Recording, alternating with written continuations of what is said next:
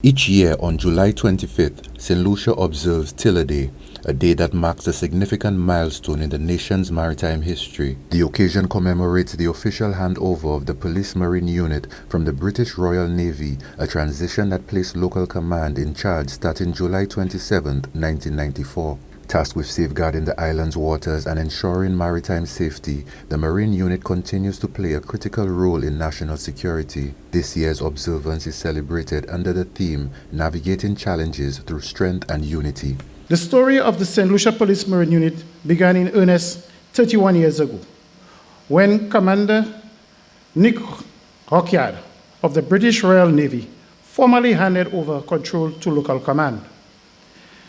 This symbolic gesture wasn't just a change in leadership.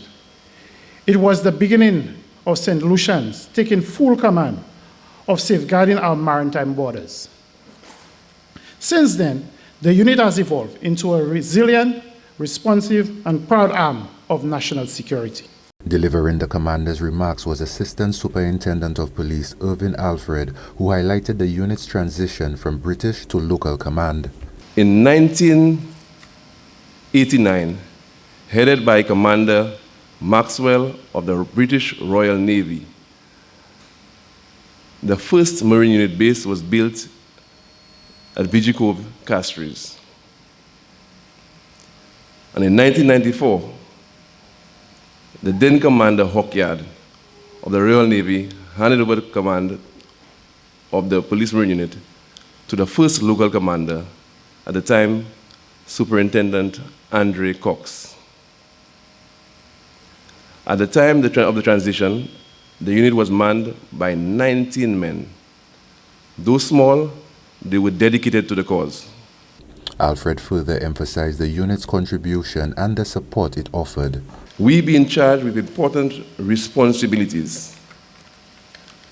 Some of these are narcotic operations, which I dare not mention, search and rescue operations, too many to mention, humanitarian assistance and disaster relief. For example, Hurricane Ivan in Grenada in September of 2004. We were engaged in the transporting of persons and supplies to the island. Hurricane Georges in St. Kitts in 1998. Hurricane Erika in Dominica in 2015. Hurricane Maria in Dominica in 2017. We made several trips to Dominica, transporting personnel, supplies, and St. Lucians wishing to return home.